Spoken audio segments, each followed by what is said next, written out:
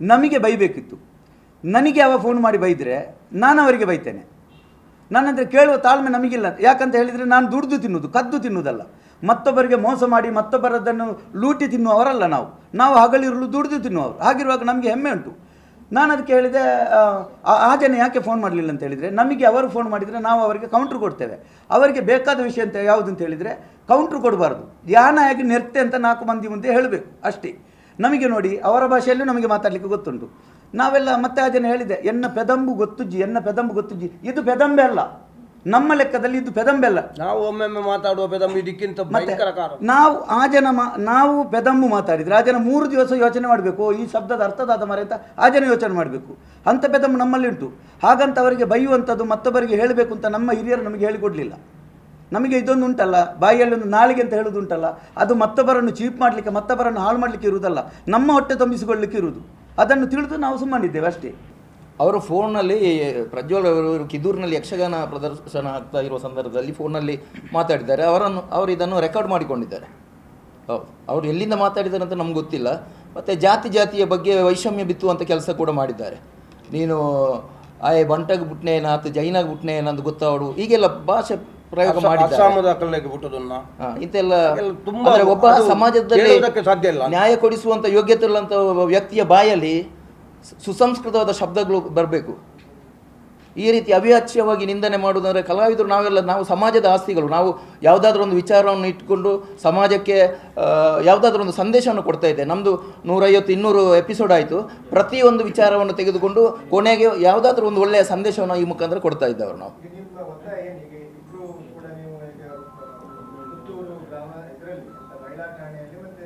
ಪುತ್ತೂರು ಗ್ರಾಮಾಂತರ ಠಾಣೆಯಲ್ಲಿ.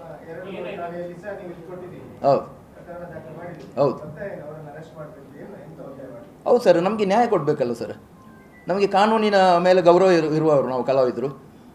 ಮತ್ತು ಅದು ಈಗ ಏನಾಗಿದೆ ಅಂತ ಕೇಳಿದರೆ, ಕಲಾವಿದರಿಗೆ ಬೈಯುವುದು ಅಂತ ಹೇಳಿದರೆ ಎಲ್ರಿಗೆ ಒಂದು ಇದು ಫ್ಯಾಷನ್ ಆಗಿದೆ ಈಗ, ಹವ್ಯಾಸ ಒಂದು. ಹೌದು, ಅಂದರೆ ಕಲಾವಿದ ಅಂತ ಹೇಳಿದರೆ ಯಾರು ಬೇಕಾದರೂ ಮಾತಾಡ್ಬೋದು ಅಂತ ಅವನ ಬಗ್ಗೆ. ನಾವು ಇದನ್ನು ಖಂಡಿಸದೇ ಇದ್ದರೆ ಸರ್ ಮುಂದೆ ಇದು ಮುಂದುವರಿತದೆ. ಯಾಕಂದರೆ ಕಲಾವಿದರದೆಲ್ಲ ಪಾತಿರ್ಜೇರಿ ಮಣಿಪಿಜೇರಿ ಎಂಕ್ಲು ಎಂಚಿನ ಬೋಣ್ಲ ಮಲ್ಪುಳಿ ಅನ್ನುವಂಥ ಮನೋಭಾವನೆ ಅವರಲ್ಲಿ ಬೆಳೀತದೆ. ಅದಕ್ಕಾಗಿ ನಾವು ಏನು ಯಾವುದು ಮೇಡಮ್? ಹಾಂ, ಯಾವ ಹೌದು, ಇಲ್ಲ ಮೇಡಮ್. ಇಲ್ಲ, ನಾವು ಯಾರನ್ನ ಆ ಬಗ್ಗೆ ಕೇಳಿಕೊಂಡಿಲ್ಲ. ನಾವು ಪೊಲೀಸ್ ಕಂಪ್ಲೇಂಟ್ ಕೊಟ್ಟಿದ್ದೇವೆ, ಕಾನೂನಿನ ಅಡಿಯಲ್ಲಿ ನಾವು ಹೋಗ್ತಾ ಇದ್ದೇವೆ. ಈಗ ನೀವು ತುಂಬ ವರ್ಷಗಳಿಂದ ಯಕ್ಷಗಾನ ಅಂತಿದ್ದಾರೆ, ನೀವು ಕೂಡ ಯಕ್ಷಗಾನದ ಹೆಸರು ಮಾಡಿದ್ರು. ಯಕ್ಷಗಾನದಲ್ಲ ಕೆಲವೊಂದು ಡೈಲಾಗ್ ಇರುತ್ತೆ, ಅದು ಚೌಕಟ್ಟಿನ ಒಳಗೇನೆ ಇರಬೇಕು ಹೊರತು ಅದು ಕೆಲವರಿಗೆ ಗಾಸಿ ಮಾಡ್ತಾ ಅವರಿಗೆ ನೋವುಂಟು ಮಾಡಲಿ, ಕೆಲವೊಂದು ಬೇರೆ ಬೇರೆ ಆ್ಯಂಗಲಲ್ಲಿ ತೆಗೆದುಕೊಂಡು ಅದು ಎಷ್ಟರ ಮಟ್ಟಿಗೆ ಸರಿ ನೋಡಿ ಸರ್. ಅದು ಯಕ್ಷತೆಲಿಕೆಯನ್ನು ಇದು ಟೆಲಿಕಾಸ್ಟ್ ಆಗುವಾಗ ಅದರ ಮುಂದೆ ಒಂದು ಪೋಸ್ಟರ್ ಹಾಕ್ತೇವೆ ನಾವು. ಈ ಸಂಚಿಕೆಯಲ್ಲಿ ಬರುವ ಎಲ್ಲ ಪಾತ್ರಗಳು, ಎಲ್ಲ ಸನ್ನಿವೇಶಗಳು ಎಲ್ಲವೂ ಕಾಲ್ಪನಿಕ, ಇದನ್ನು ಹಾಸ್ಯವಾಗಿ ಸ್ವೀಕರಿಸಿಕೊಳ್ಳಿ ಅಂತ ನಾವು ಮಾಡ್ತೇವೆ. ಮತ್ತು ಆ ಕಾರ್ಯಕ್ರಮ ನಿಮಗೆ ಸಂಪೂರ್ಣವಾದಂಥ ಯಕ್ಷಗಾನ ಅಂತ ನಾವು ಎಲ್ಲಿಯೂ ಹೇಳಲಿಲ್ಲ. ಯಕ್ಷಗಾನ ಅಂತ ಹೇಳಿದರೆ ಇದ್ದಲ್ಲ. ಹೌದು ಸರ್, ನೋಡಿ, ನಾವು ಪೌರಾಣಿಕ ಪ್ರಸಂಗದಲ್ಲಿ ಅದಕ್ಕೊಂದು ಚೌಕಟ್ಟುಂಟು, ಹೀಗೆ ಇರಬೇಕು, ಹೀಗೆ ಮಾಡಬೇಕು. ಅದರಲ್ಲಿ ನಾವೆಲ್ಲ ವೇಷ ಮಾಡುವಾಗ ಇಷ್ಟರವರೆಗೆ ಅಂಥದ್ದು ಯಾವುದನ್ನು ಅಸಂಬದ್ಧ ಎಲ್ಲ ನಾವು ಸೇರಿಸುವುದಿಲ್ಲ. ಇದಂದರೆ ತುಳು ಪ್ರಸಂಗ. ತುಳು ಪ್ರಸಂಗದಲ್ಲಿ ಇದು ಮನೋರಂಜನೆಗೆ ಅಂತ ಮಾಡುವುದು ಅಂತೇಳಿ ಯೋಚನೆ ಮಾಡಿ ನಾವು ಅಂಥದ್ದನ್ನೆಲ್ಲ ಕೆಲವು ಶಬ್ದಗಳನ್ನೆಲ್ಲ ಬಳಕೆ ಮಾಡ್ತೇವೆ. ಇಲ್ಲ, ಇನ್ನೊಬ್ಬರಿಗೆ ನಾವು ಇಲ್ಲ ಸರ್, ನಾವು ಮಾಡುವ ವಿಷಯ ಇಲ್ಲ. ನಾವು ಮಾಡಿದ ಎಪಿಸೋಡ್ ಅಲ್ಲಿ ನೋಡಿ, ಬುರುಡೆ ಅನ್ನೋ ಶಬ್ದವನ್ನು ಪ್ರಯೋಗ ಮಾಡಿದ್ರಿಂದ ಇವರಿಗೆ ಅದು ಕನೆಕ್ಟ್ ಆಗ್ತದೆ ಅಂತ ನಮ್ಗೆ ಗೊತ್ತಿಲ್ಲ. ಅಲ್ಲ ಸರ್, ಇಲ್ಲ ಸರ್, ಯಾರು ಮಾಡಿಲ್ಲ ಇಷ್ಟರವರೆಗೂ. ಈಗ ಹಾಗೆ ಇದ್ರೆ ನಮ್ಮದು 180 ಎಪಿಸೋಡ್ ಆಯ್ತು, ಮಾಡ್ಬೋದಿತ್ತಲ್ಲ. ಈಗ ವಿರೋಧ ಮಾಡಬೇಕಿತ್ತಲ್ಲ. ಇದು 6 ತಿಂಗಳ ಮುಂಚೆ ಟೆಲಿಕಾಸ್ಟ್ ಆದದ್ದು. ಹೌದು, ನವೆಂಬರಲ್ಲಿ ಆಗಿರ್ಬೋದು ಸರ್, ಟೆಲಿಕಾಸ್ಟ್ ಆಗಿರ್ಬೋದು. ಇಲ್ಲ ಸರ್, ಇದು ಮೊನ್ನೆ 11ನೇ ತಾರೀಕಿಗೆ. ಹೌದು.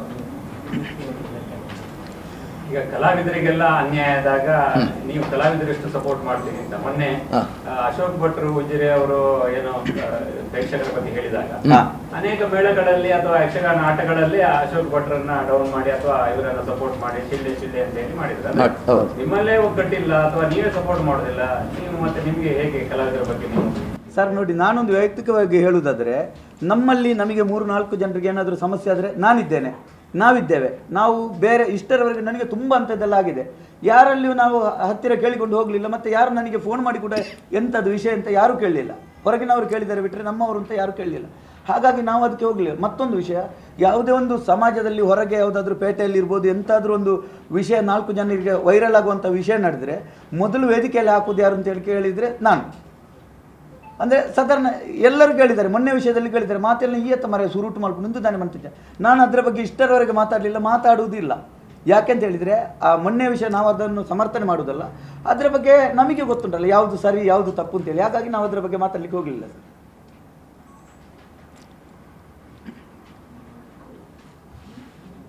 ಈಗ ನೋಡಿ, ಅದರಲ್ಲಿ ವೈರಲ್ ಆದ ವಿಡಿಯೋದಲ್ಲಿ ಆಡಿಯೋದಲ್ಲಿ ಆ ಜನ ಹೇಳಿದೆ ಪಟ್ಲದ ಎಡ ಪಾತೆರ್ದೆ ಅಂತ ಹೇಳಿದೆ, ನಿಖಲ್ ನಾಣೆ ಪೂರ ಪಾತೆರ್ದೆ ಅಂತ ಹೇಳಿದ್ದಾರೆ. ಆಮೇಲೆ ಅದಕ್ಕೆ ಇವರು ಕೇಳಿದ್ದಾರೆ ಏನು ಹೇಳಿದ್ದಾರೆ ಅಂತ, ಅದಕ್ಕೆ ಉತ್ತರ ರಿಪ್ಲೈ ಕೊಡಲಿಲ್ಲ ಅವರು. ಹಾಗಾಗಿ ಅದರ ಬಗ್ಗೆ ನಾವು ಮಾತಾಡ್ಲಿಕ್ಕೆ ಹೋಗಲಿಲ್ಲ. ಇದರ ಬಗ್ಗೆ ನಮ್ಮದು ನಾವೀಗ ನಾವು ಮತ್ತೊಬ್ಬರನ್ನು ಹೇಳ್ತಾ ಇರಲಿಕ್ಕೆ ಇದಿಲ್ಲ, ನಮಗೆ ಆ ರೈಟು ಇಲ್ಲ, ನಮಗೆ ಅಗತ್ಯವೂ ಇಲ್ಲ. ನಮ್ಮ ಯಕ್ಷತೆಲಿಕೆ ಟೀಮ್ ಯಾವಾಗ ಆಗಿದೆ ಆಮೇಲಿನಿಂದ ಈ 4 ವರ್ಷದಲ್ಲಿ ನಮ್ಮಲ್ಲಿ 4-5 ನಮ್ಮ ಟೀಮಿನಲ್ಲಿ ಎಷ್ಟು ಜನ ಇದ್ದಾರೆ ಅಷ್ಟು ಜನರ ಒಳಗೆ ಯಾವುದೇ ಭಿನ್ನಾಭಿಪ್ರಾಯ ಬರಲಿಲ್ಲ. ಯಾರಿಗೆ ಸಮಸ್ಯೆ ಆದರೂ ಮತ್ತೊಬ್ಬರು ಸ್ಪಂದಿಸ್ತೇವೆ. ಈಗ ಭಾಗವತರಿಗೆ ಬೈದು ಬರೆದಿದ್ದಾರೆ, ಆಗಲೂ ನಾವು ಅದರ ಬಗ್ಗೆ ಹೋರಾಟ ಮಾಡಿದ್ದೇವೆ, ಅಥವಾ ಅವನಿಗೆ ಬೈದಾಗಲೂ ಹಾಗೆ, ಹೀಗೆ ನಾವು ಹೋರಾಟ ಮಾಡ್ತಾ ಇದ್ದೇವೆ. ನಾನು ಇದನ್ನು ಮೊನ್ನೆ ರೆಕಾರ್ಡ್ ಮಾಡಿದ ಉದ್ದೇಶ ಏನು ಅಂತ ಕೇಳಿದರೆ, ಅವರು ಅದಕ್ಕಿಂತ ಮೊದಲು ಒಬ್ಬಳು ಹುಡುಗಿಯ ಫೇಕ್ ಅಕೌಂಟಲ್ಲಿ ಅವನಿಗೆ ಫೋನ್ ಮಾಡಿಸಿ ಅವನನ್ನು ಬ್ಲ್ಯಾಕ್ ಮೇಲ್ ಮಾಡಲಿಕ್ಕೆ ನೋಡಿದ್ದಾರೆ. ನಾನು ಅದಕ್ಕೆ ಬೇಕಾಗಿ ಆ ಆಡಿಯೋವನ್ನು ರೆಕಾರ್ಡ್ ಮಾಡಿದ್ದು, ಇಲ್ಲಾಂದ್ರೆ ನಾನು ರೆಕಾರ್ಡ್ ಮಾಡೋದಿಲ್ಲ. ಆಡಿಯೋ ಹೇಳುವಾಗ ನೀವು ಅದರಲ್ಲಿ ಅವರು ಬೈಯುವಾಗ ಹೌದು ಅಂತ ಹೇಳಿದಾಗ ರಿಯಾಕ್ಷನ್ ಹೌದು ಸಂದರ್ಭದಲ್ಲಿ ನೀವು ಹೆದರಿದ್ರೆ ಅಥವಾ ನಿಮ್ಮ ಅಭಿಪ್ರಾಯವೂ ಅದೇ ಆಗಿತ್ತ? ಇಲ್ಲ, ನಾನು ಹೆದರಿದ್ದಲ್ಲ. ನಾನು ಅಲ್ಲಿ ಯಾವುದೇ ವಿಷಯವನ್ನು ಯಾಕೆ ಮಾತಾಡಲಿಲ್ಲ ಅಂತ ಕೇಳಿದರೆ ಅದು ವಿಷಯ ಟರ್ನ್ ಆಗ್ತದೆ. ನಾನು ಈಗ ಅವನಮ್ಮನಿಗೆ ಬೈದದ್ದು ಬೇರಲ್ಲ, ನನ್ನ ಅಮ್ಮನಿಗೆ ಬೈದದ್ದು ಬೇರಲ್ಲ. ಅವನ ಹೆಂಡತಿಗೆ ನನ್ನ ಹೆಂಡತಿಗೆ ನಾಳೆ ಅದೇ ಬೈಗುಳ ಬರುವುದು, ಅದೇನು ಅದರಲ್ಲಿ ಅನುಮಾನ ಇಲ್ಲ. ಯಾಕಂದರೆ ಅವರ ನಾಲಿಗೆ ಏನು ಅಂತ ನಮಗೆ ಅರ್ಥ ಆಗಿದೆ, ಅದೇ ಬರುವುದು ನಮ್ಮಲ್ಲೂ. ನಾನು ಅದೇ ಟೈಪಲ್ಲಿ ಉತ್ತರ ಕೊಡ್ತಿದ್ದೆ ಅವನಾಗಿ ನಾನು ಉತ್ತರ ಕೊಟ್ಟರೆ ಅದು ವಿಷಯ ಡೈವರ್ಟ್ ಆಗಿ ಹೋಗ್ತದೆ. ಅದು ವಿಷಯ ಡೈವರ್ಟ್ ಆಗೋದು ಬೇಡ, ಅದರಲ್ಲೇ ಇರಲಿ. ನಮ್ಮ ಬಗ್ಗೆ ಏನೆಲ್ಲ ಇವರ ಒಪಿನಿಯನ್ ಏನೆಲ್ಲ ಉಂಟು ನಮಗೆ ಅಷ್ಟು ಬೇಕಿತ್ತು ದಾಖಲೆ. ಅಲ್ಲ, ನಾನು ಇವನನ್ನು ಕೇಳಿದ್ದೇನೆ, ಆಡಿಯೋ ನನಗೆ ಫೋನ್ ಮಾಡಿದ್ದಾರೆ, ರಾತ್ರಿ ಫೋನ್ ಮಾಡಿ ಹೇಳಿದೆ ಹೀಗೆ, ಯಾರು ರಾಕೇಶ್ ಶೆಟ್ಟಿ ಏನು ನಾಗೇಶ್ ಶೆಟ್ಟಿ ಮಹೇಶ್ ಶೆಟ್ಟಿ ತಿಮ್ಮರೋಡಿ ಅಂತ ಹೇಳುವ ವ್ಯಕ್ತಿ ನಮಗೆ ಫೋನ್ ಮಾಡಿದ್ದಾನೆ. ಫೋನ್ ಮಾಡಿದ್ದಾಗೆ ನಾನು ಕೇಳಿದೆ ಏರು ಮರ ಅಂತ ಕೇಳಿದೆ. ಅದಕ್ಕೆ ಏರು ಮರ ಫೋನ್ ಮಾಡ್ತಾರೆ ಅಂಕಲ್ ಊರ್ದಾರ ಅಂತ ಹೇಳಿದೆ. ಅದಕ್ಕೆ ಅಂದದಾನೆ ಹೇಳಿ ನಿಕ್ಲೆ ಗಾಜನ ನೆರ್ತಿನ ಮರ ಅಂತ ಹೇಳಿದೆ. ಆ ನೆರನಿನ ಕಡಪುಡು ಅಂತ ಹೇಳಿದೆ, ಕಳಿಸಿದ್ದಾನೆ. ನಾನು ಕೇಳಿದೆ ಇದರಲ್ಲಿ ವಿಷಯ ಏನು ಗೊತ್ತುಂಟ ಸರ್, ನೋಡಿ ಆ ವ್ಯಕ್ತಿಗೆ ನಮಗೆ ಬೈಬೇಕಿತ್ತು. ನನಗೆ ಅವ ಫೋನ್ ಮಾಡಿ ಬೈದರೆ ನಾನು ಅವರಿಗೆ ಬೈತೇನೆ. ನನ್ನಂದರೆ ಕೇಳುವ ತಾಳ್ಮೆ ನಮಗಿಲ್ಲ. ಯಾಕಂತ ಹೇಳಿದರೆ ನಾನು ದುಡ್ದು ತಿನ್ನುವುದು, ಕದ್ದು ತಿನ್ನುವುದಲ್ಲ. ಮತ್ತೊಬ್ಬರಿಗೆ ಮೋಸ ಮಾಡಿ ಮತ್ತೊಬ್ಬರದನ್ನು ಲೂಟಿ ತಿನ್ನುವವರಲ್ಲ ನಾವು ಹಗಲಿರುಳು ದುಡಿದು ತಿನ್ನುವವರು. ಹಾಗಿರುವಾಗ ನಮಗೆ ಹೆಮ್ಮೆ ಉಂಟು.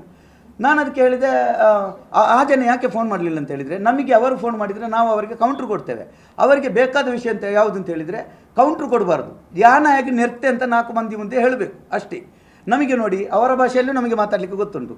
ನಾವೆಲ್ಲ ಮತ್ತೆ ಆ ಜನ ಹೇಳಿದೆ ಎನ್ನ ಪೆದಂಬು ಗೊತ್ತುಜ್ಜಿ, ಇದು ಪೆದಂಬೆ ಅಲ್ಲ, ನಮ್ಮ ಲೆಕ್ಕದಲ್ಲಿ ಇದು ಪೆದಂಬೆ ಅಲ್ಲ. ನಾವು ಒಮ್ಮೊಮ್ಮೆ ಮಾತಾಡುವ ಪೆದಂಬು ಇದಕ್ಕಿಂತ ಭಯಂಕರ ಕಾರಣ. ನಾವು ಆ ಜನ ನಾವು ಪೆದಂಬು ಮಾತಾಡಿದರೆ ಆ ಜನ 3 ದಿವಸ ಯೋಚನೆ ಮಾಡಬೇಕು, ಈ ಶಬ್ದದ ಅರ್ಥದಾದ ಮರೆ ಅಂತ ಆ ಜನ ಯೋಚನೆ ಮಾಡಬೇಕು. ಅಂಥ ಪೆದಂಬು ನಮ್ಮಲ್ಲಿ ಉಂಟು. ಹಾಗಂತ ಅವರಿಗೆ ಬೈಯುವಂಥದ್ದು ಮತ್ತೊಬ್ಬರಿಗೆ ಹೇಳಬೇಕು ಅಂತ ನಮ್ಮ ಹಿರಿಯರು ನಮಗೆ ಹೇಳಿಕೊಡಲಿಲ್ಲ.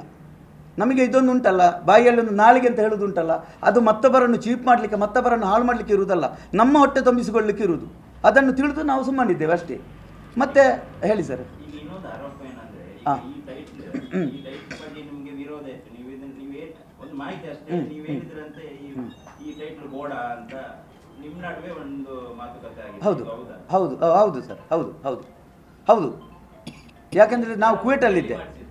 ಆರೋಪ ಏನಂದ್ರೆ ಇನ್ನೊಬ್ಬರು ನಿಮಗೆ ಒತ್ತಡಪೂರ್ವಕವಾಗಿ ಅಲ್ಲಲ್ಲ, ಒತ್ತಡಪೂರ್ವಕ ಅವರು ಎಡಿಟರ್ ಅವರೇ ಕಲ್ಪನೆ ಅವರು ಹಾಕಿ ಆಗಿದೆ, ಅವರ ಹೆಸರು ಹಾಕಿ ಆಗಿದೆ. ಅವರಿಗೂ ಗೊತ್ತಿಲ್ಲ ಇದರ ಬಗ್ಗೆ, ಇದಿಲ್ಲ, ಅವರು ಹಾಕಿ ಆಗಿದೆ, ಅವರು ಇರಲಿಲ್ಲ. ಮತ್ತೆ ನಾನು ಕೇಳಿದೆ ಎಂದು ಅವು ಪುದರ್ ಚೇಂಜ್ ಮಾಡ್ತಾರೆ ಇಜ್ಜಾನ ಸುಬ್ರಹ್ಮಣ್ಯ ಗೋಡೆಗೆ ಪೋಂದಿಲ್ಲ ಅಂತ ಅವರು ಹೇಳಿದರು ನನ್ನಲ್ಲಿ. ಹಾಗೆ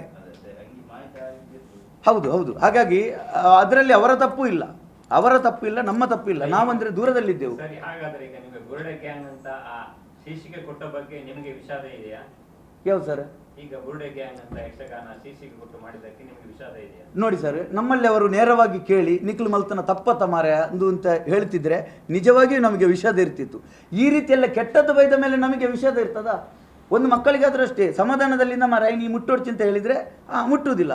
2 ಕೊಟ್ಟು ಹೆಣ್ಣು ಮುಟ್ಟೋಡ್ಚಿ ಅಂತ ಹೇಳಿದರೆ ಆ ಮಕ್ಕಳು ಮತ್ತೆ ಮುಟ್ಟದು ಬಿಡ್ತಾವ? ಅಲ್ಲ, ನಾವು ಸರಿ ಅಂತ ಹೇಳುವುದಲ್ಲ, ನಡೆದ ವಿಷಯ ಎಷ್ಟು ಸರ್.